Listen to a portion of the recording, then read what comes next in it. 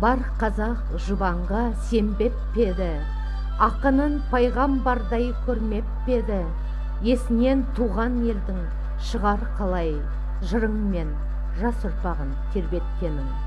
Деп Әбділда Тәжібаев жырлағандай, қазақтың жыр дүлдүлінің бірі, қазақ поэзиясында өз даусы, өз манері, өлеңдегі өз бағыты қалған ірі дарын Жұбан Молдағалиевтің «Мен қазақпын» поэмасы қазақ даласын дүр сілкіндіріп, әлсіз рухқа жан бітірген, кеуделеріндегі сенім шоғын үрлеген үлкен шығарма.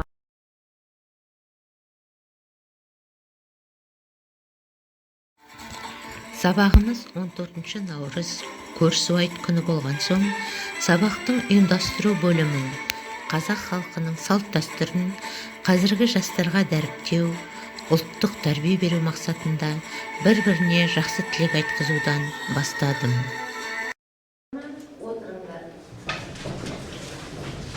Балалар, бүгін қандай күн? Бүгін қазақ халқының салт дәстүрі бойынша көрісу айт күні.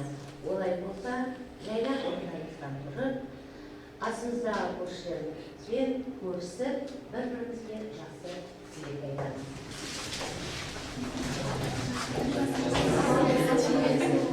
Жақсы отырыңыз. Сабаққа дайын болғандар үй тапсырмасын тексеремін. Үйге берілген тапсырма қандай еді? Қасым Аманжоловтың өзім туралы өлеңін жасайды. Жақсы өте ғой. Балалар өлеңімен эстафета тәсілімен тексереміз. Яғни өздеріңіздер білесіңдер, өлеңді бір оқушы бастайды, мен тоқтатқанда екінші оқушы ары жауап қауып етеміз. Жақсы, Айдана бастаймын. Өзі емес, өзім айтам өз жайында, жүрегім жалын атқан сөз дайында, тереңде тұнып жатқан дауыл күйді тулатып тербетіп тұр көзқайында. Аманжол Рахымжанның қасымымын, мен қалған бір атаның ғасырымын, біреуге жұртта қалған жасығымын, біреуге аспандағы асығымын. Ес болсын. Шарлаған жолым жатыр жер бетінде, көрінер көлеңкесі келбетінде. Қай жерде үзіледі қайран сапар, түйілуі өмірінің бір шетінде. Сол жерде қалармын ба мәңгі тоқтап, немесе жоғалып жер бетінен сөйлеу соқпақ, немесе бастарым ба екінші өмір, жалынды жыр жолында қызыл шоқпақ. Әсия. Күнде жалшыл сеткен келмегенін, көре алмай көп жерімді мен кетемін. Арпалыс ала қиын заманалар арбасып тұрып алды. Құрмет. Өзге емес, өзім айтам өз жайымды, жүрегім жалын атқан сөз дайынды. Тереңде тынып жатқан дауыл күйін тербетіп тулатып бір қозғайынды. Аманжол Рахымжанның қасымымын, мен қалған бір атаның ғасырымын, біреуге жұртта қалған жасығымын, біреуге аспандағы асығымын. Ұлжан. Шарлаған жолым жатыр жер бетінде, көрінер көлеңкесі келбетінде, қай жерде үзіледі қайран сапар, түйінді өмірінің бір шетінде, сол жерде қалармын ба мәңгі тоқтап, жоғалып жер бетінде сөйлеу соқпақ, немесе бастарым ба екінші өмір, жалынды Жақсы отыра. Бекзат. Күнде жалшыл сеткен келмегенін, көре алмай көп жерімді мен кетемін. Арпалыс ала қиын заманалар арбасып тұрып алды. Жақсы отыра. Айкөркем. Дүние жалшыл сеткен келмегенін, көре алмай көп жерімді мен кетемін. Арпалыс ала қиын заманалар арбасып тұрып алды, мен кетемін. Жақсы отыра. Жақсы балалар, өлеңді барлығыңыз беріп жақсы. Жаттың қорытындылау сұрақтарына қойылған сөз жұмбақты шеше отырып, бүгінгі сабағымыздың жаңа тақырыбын ашамыз. Бірінші сұрақ. Қасым Аманжоловтың ағасы кім? Кім айтады? Әсия ғой? Ахметжан. Ахметжан. Дұрыс. Сәбит Мұқанов. Дұрыс айтасың, Сәбитке. Қасым Аманжоловтың туған ауылы. Айтауын? Қызыл. 1936 жылы Алматыда жазылған өлеңін. Қандай өлеңін жазбек Алматы қаласында? 36 жылы. Гүлнұр. Хан Тәңірі өлеңі. Дұрыс айтасың, Хан Тәңірі өлеңі. Ақын өлімі туралы аңыз бас кейіпкер кім еді? Оқып шықты. Ақын өлім туралы аңыз. Абдолла.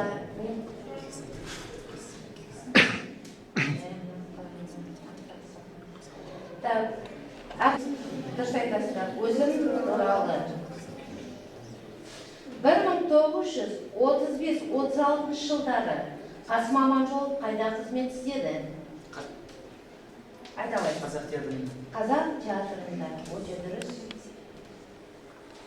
Қасымның шығармалары балалар қай жанрға жатады? Дұрыс айтасыздар, поэзия. Қасымның әкесінің есімі кім? Ескерткішіне өлеңін кімге арнап жазды? Амангүл.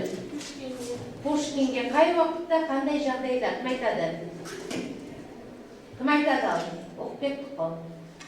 Александр Сергеевич Пушкиннің мерейтойына арнап жазған еді. Жақсы. Балалар сонымен сөз жұмбақтың шешімі не болды? Қазақпын. Жар салған ақын. Кім еді? Иә, дұрыс айтасыңдар, Жұбан Молдағалиев ағамыз. Міне, балалар, алдыңғы сабағымызда қазақтың сыршыл ақыны Қасым Аманжоловтың өмірімен, шығармашылығымен таныссақ, ал бүгінгі сабағымызда қазақ поэзиясында өзіндік орны бар жерлесіміз, колледжіміздің түлегі Жұбан Молдағалиевтің өмірімен, шығармашылығымен, мен қазақпын поэмасымен танысамыз. Поэмаға жан-жақты талдау жүргіземіз. Балалар, қазақ деген өте дұрыс айтасыңдар. Қазақ халқы қонақжай, кеңпейіл, арын таптатпайтын намысшыл халық. Қазақ халқының кеңдігі, ерлігі туралы көптеген ақындарымыз жырлаған. Мысалы, қазақ халқының шығу тарихына тоқталып, Қазыбек бидің Қалмақ ханы Қонтажыға айтқан сөздерін еске түсірейік.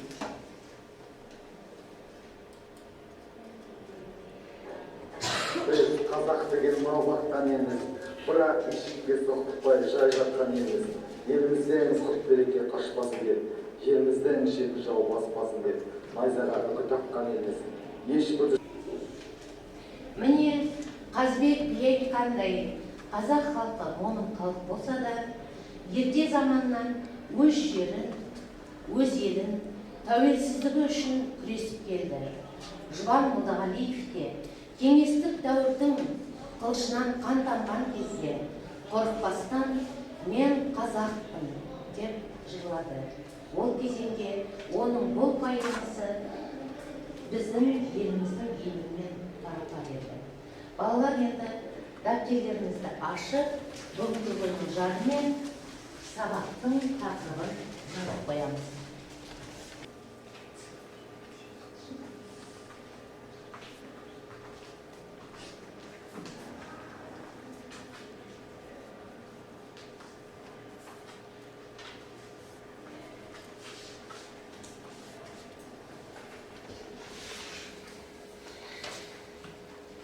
Жақсы.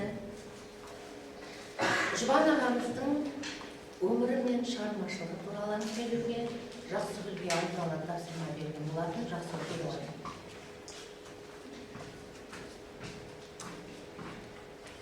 Жылдан.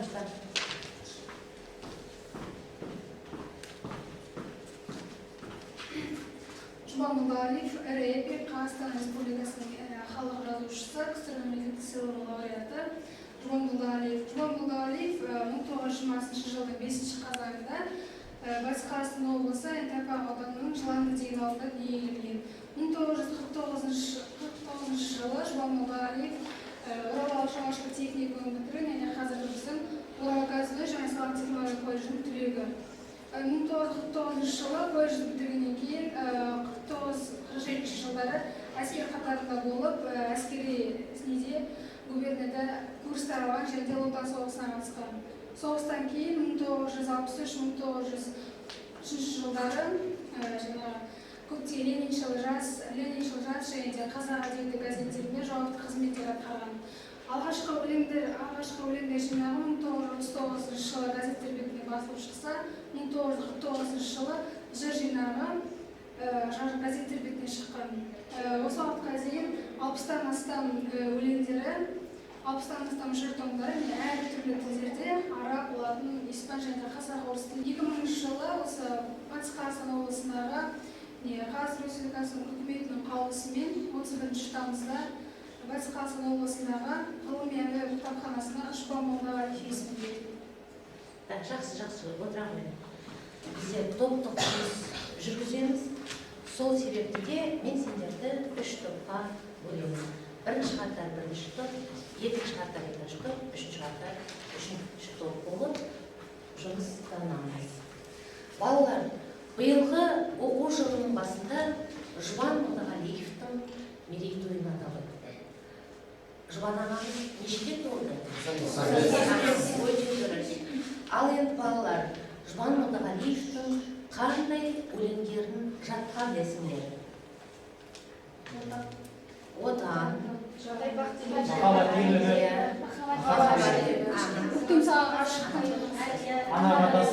жақсы. Міне көптеген өлеңдердің жатқа келсеңдер, онда қазір тақтаға әрбір топтан бір оқушы шығып, бір өлеңін жатқа оқисыңдар. Өзара келісіп алыңдар, кім шығады.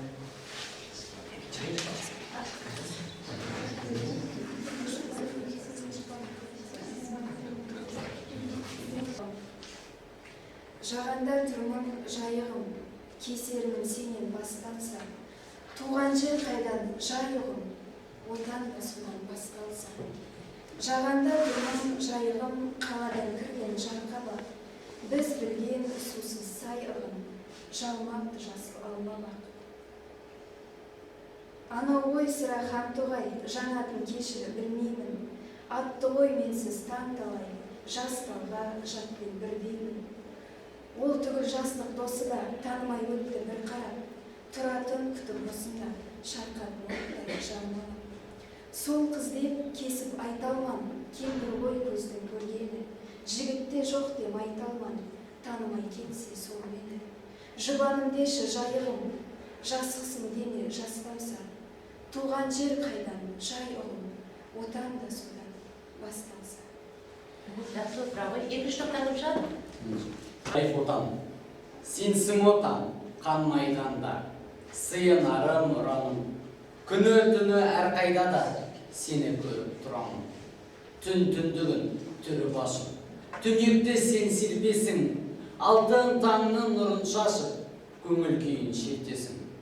Қиял құсы асып шыңнан, шырқап қанат қағады, сенен аспай асудадан бір өзіңді бағады. Өз жүзіңде, кең кеудеңде, соққандай өз жүрегі, өрендердің сен жегенде, өлімге де жүреді. Сенің досың, менің досым, саған қастар маған қас, үйде болсын, түзде болсын, мен өзіңмен тағдарлас. Шабарда да жаудың шебін, түспейсің сен ауыздан, қандырасың жаныңның, кек әпер жауыздан. Сенсің отан, майдандарда, сыйынарым ұраным, күні түні әрқайда да сені көріп тұрамын. Жақсы, өте жақсы. Бақыт не, дауама бір дерткенендей, ат па әлде өз қолынан ертегендей, бармауының тұжырымды дәл жаламы, мысалы 2-2 төрт дегендей. Біреуге мансап бақыт, дәулет бақыт, біреуге бала бақыт, әулет бақыт. Анаған саулық бақыт, тірлік бақыт, алмаған сындар мен сәулет туағыт. Өзінше мұңды, мұңсыз бұл қалайық, қалайша тағаламыз бұған айып. Ақыл-ой қантермен тапқан болса, әркімнің бақытына қуанайық. Әйтпесе қоғам қайтып тұра алады, бірінен бірі қуат нұр алады. Бірінің бақытына бірі құштар, көл тамшы ел адамдар құрылады. Өте жақсы сөйлеп отырабай. Балалар, хрестоматияларыңызды ашыңыздар. Мен қазақ тіл поэмасын мәнерлеп оқимын. Бірінші топ бастай қойыңдар. Мен қазақпын, мың ой, мың тірілген. Жүрегімде таныстым мың тіліммен. Жылағанда жүрегім күн тұтылып, қуанғанда күлкімнен күн тұтылып. Мен қазақпын, ажалсыз анамын мен, құрсағына сыйдырам даланы кен. Пәк сәбимен бесікте өлген, дәуір бермен құрдаспын, данамын мен. Мен жігітпін, айқасқа сынға сықпын, жүрегі бар кеудемде шын ғашықтың, жанар таудай жойқынның жұлқығанда, шарықтасам қыран болып шын ғашықтың. Мен қара көз сұлумын, сайтан қызбын, сарай қылсам тілінен балтаңыздың, сүйер болсам өрдей өресүйдің, қас батырын қайрасқан балтам жүздің. Шілде ақ боран мұз қарыды. Тамызықпын жолдасқа тілдетеймін, жал құйрығын атының күлтелеймін, өз үйімде тимеймін жауыма да, жығылғанға жұдырық сілтемеймін. Даяшымын, бәйекпін, ең кішімін, демесе кім, мен тақсыр, мен күштімін, шоқпар боп та шекеме тиген жоқ. Енді тақтаға назар аударайық. Тақтада сөздік берілген поэмада кездесетін сөздерге түсінік береміз. Балалар, жезтырнақ дегенді қалай түсініңдер? Айта ғой. Жезтырнақ дегеніміз ертегі кейіпкері. Дұрыс айтасың, ертегі аңсармен кейіпкер. Сыртына жабылатын киіз. Шаңырақ үстіне жабылатын, иә. Жабылатын киіз. Шапағат дегеніміз не? Амангүл? Шапағат дегеніміз ол жақсылық. Жақсылық, қуаныш деуге болады да. Шапағат нұр толып деп айтады ғой. Ұзын құлақ дегенді қалай түсінесіңдер? Так. Кім айтады? Ес болсын. Ол сыбыс өсек аян тарады. Сыбыс өсек аян деген білді. Ал барымта дегенді қалай түсінесіңдер? Барымта дегеніміз. Көркем әдебиеттен оқып жүрміз. Төменгі сыныптарда оқып. Иә, қайтарылатын қалың мал. Я болмаса құнкер адамның малын немесе өзгенің жекеменшік малын тартып алу. Тартып алу, я болмаса тікелей айтқанда ұрлап алу, айдап кету да. Таубаға кеп дегенді қалай түсінесіңдер? Сарайына қайтарып түзу жолға түсу. Міне балалар, біздер поэманы оқып шықты. Енді әрбір топтан бір оқушыдан жаңағы оқыған поэманың мазмұнынан өз түсінгендеріңізді айтыңыз. Кім шығады, оны өздеріңіз кетесіздер. Өз түсінгендеріңізді оқып шықтық қой енді.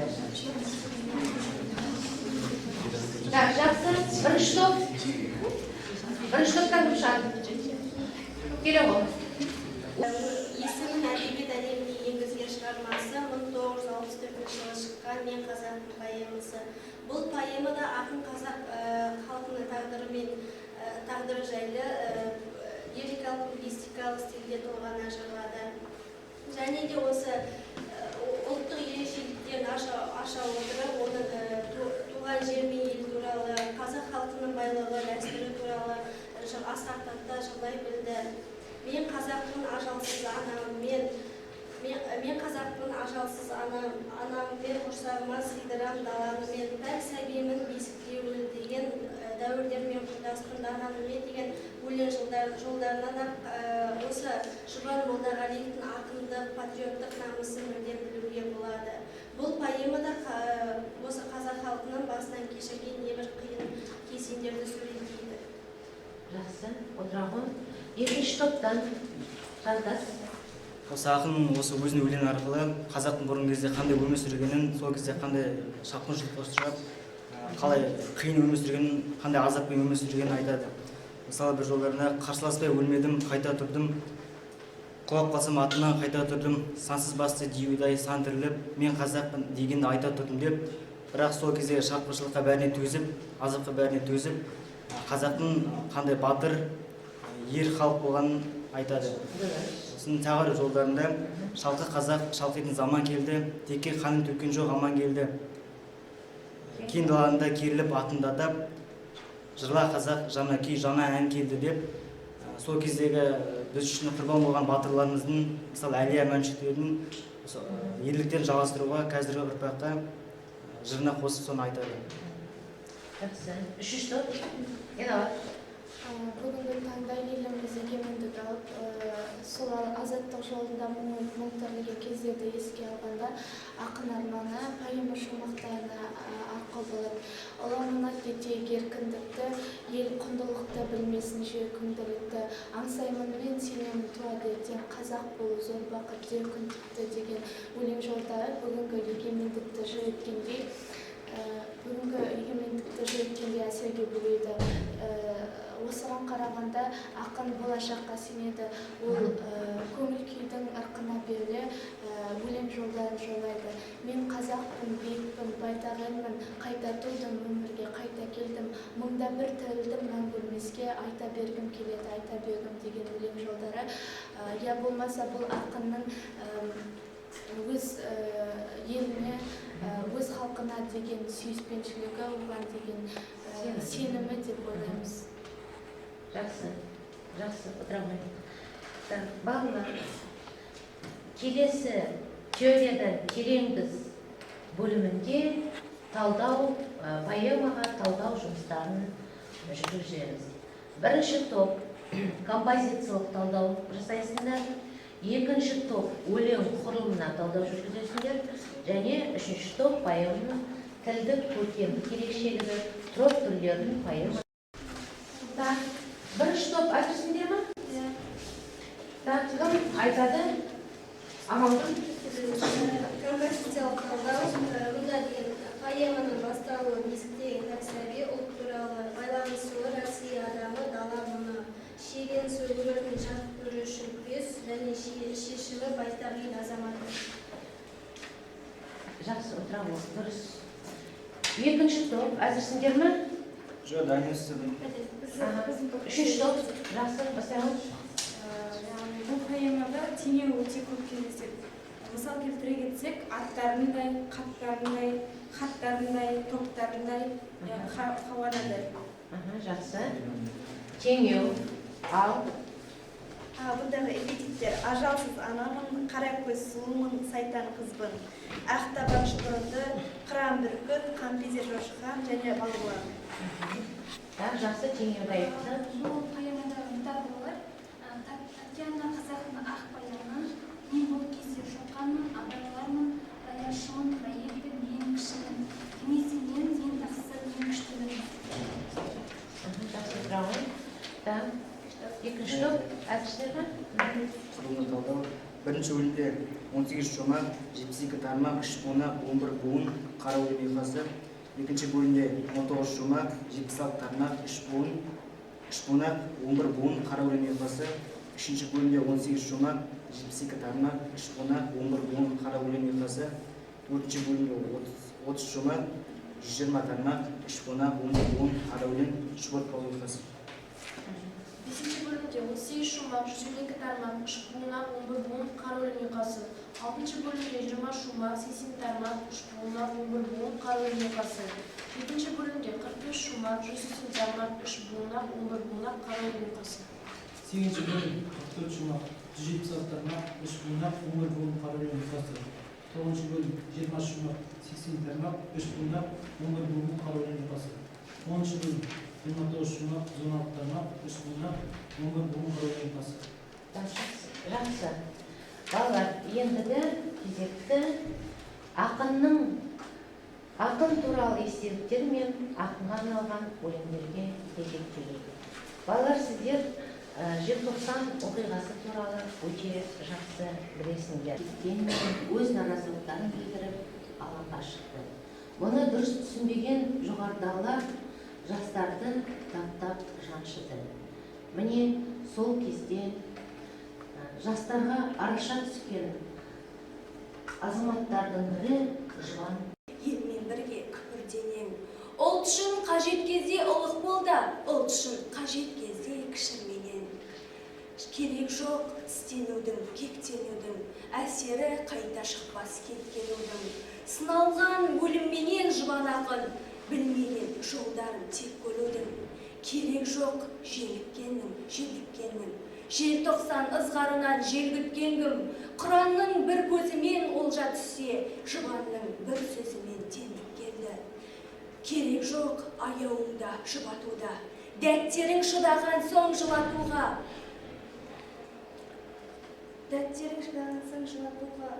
Жұбанның үні жатыр әнұранда, жұбанның құны жатыр мұнатуда. Жұбатпа, тілегім сол сұранатын, құлатпа, тектілердің ұранатын. Кім айтады? Не айта аласыздар бүгінгі сағатта? Алған әсерлеріңіз қандай? Мен қазақстандықпын, менің ұлтым қазақ болмаса да мен қазақстандықпын деп мақтанамын.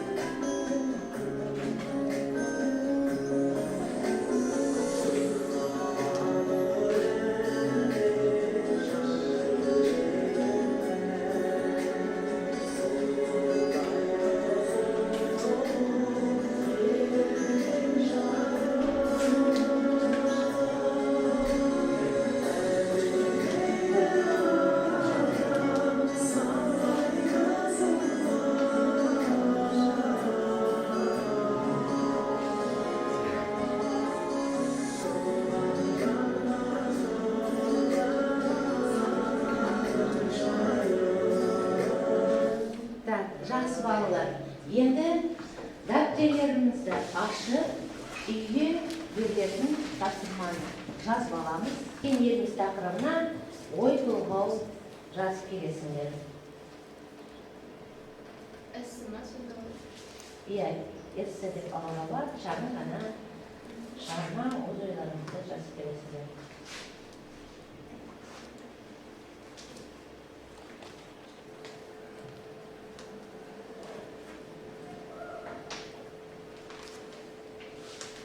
Жазғандықтан жақсы балалар, бүгінгі сабағымызда бәрі Гүлнұр өлең, Жұбан ақынның өлең өте жақсы мәнерлеп оқыдың және сабаққа жақсы қатысып отырдың. Саған бүгінгі сабақта 5 қоямын. Және Жұбан Молдағалиевтің өлеңін оқыған Александр, Айдана, Гүлсерен, сіздерге де өлең жақсы мәнерлеп оқыдыңдар, 5 қоямын. Және де Жұбан ақын туралы Ақштар Бақтыгереевен өлеңін оқыған және Талғат Мұқидің өлеңін оқып кетті Айдана, сіздерге 5 қоямын. Сонымен қатар жаңағы Мен қазақпын поэмасының мазмұнын баяндап, өз түсінгендерімен өз ойларын айтқан Жантас, Амангүл және Инабатқа 5 деген баға қоямын. Сонымен қатар Жақсыгүлге жаңағы Жұбан ақынның өмірі мен шығармашылығы туралы әңгіме берді. Ал қалғандарыңызға балалар, бәріңіз де сабаққа өте жақсы қатыстыңдар, 4 деген баға қоямын. Міне балалар, бүгінгі сабағымыз аяқталды. Келесі сабағымызға дейін жақсы көңіл күймен кездесейік. Сау саламатта болыңдар.